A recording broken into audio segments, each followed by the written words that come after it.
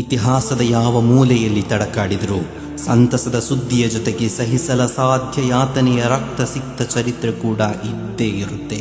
Islamic ಇತಿಹಾಸದಲ್ಲಿ ಎಂದೆಂದಿಗೂ ಮರೆಯಲಾಗದ ರಕ್ತ ಸಿಕ್ತ ದುರಂತ ಚರಿತ್ರೆಯೊಂದಿದೆ. ಕರ್ಬಲಾ.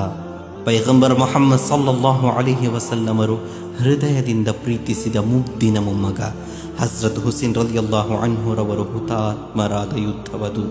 ಸಹಿಸಲ ಸಾಧ್ಯ ಯಾತನೆಯ ದಿನ ಅದು ಮೊಹರ್ರಂ 10.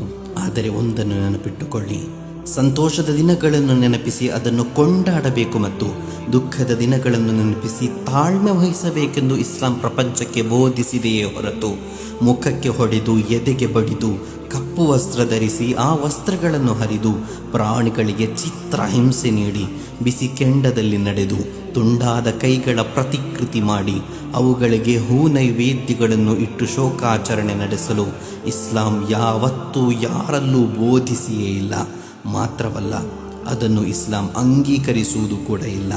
ಇಸ್ಲಾಮಿನ ಹೆಸರಲ್ಲಿ ಇಲ್ಲ ಸಲ್ಲದ್ದನ್ನು ಎತ್ತಿ ಕಟ್ಟಿ ಅದಕ್ಕೆ ಇಸ್ಲಾಂ ಎಂದು ಲೇಬಲ್ ಹಚ್ಚುವ ಪ್ರತಿಯೊಬ್ಬರಲ್ಲೂ ಹೇಳಲಿಕ್ಕಿರುವುದು ಅದು ಇಸ್ಲಾಮಿಗೆ ಕಳಂಕವೇ ಹೊರತು ಯಾವತ್ತೂ ಶೋಭೆ ತರಲ್ಲ.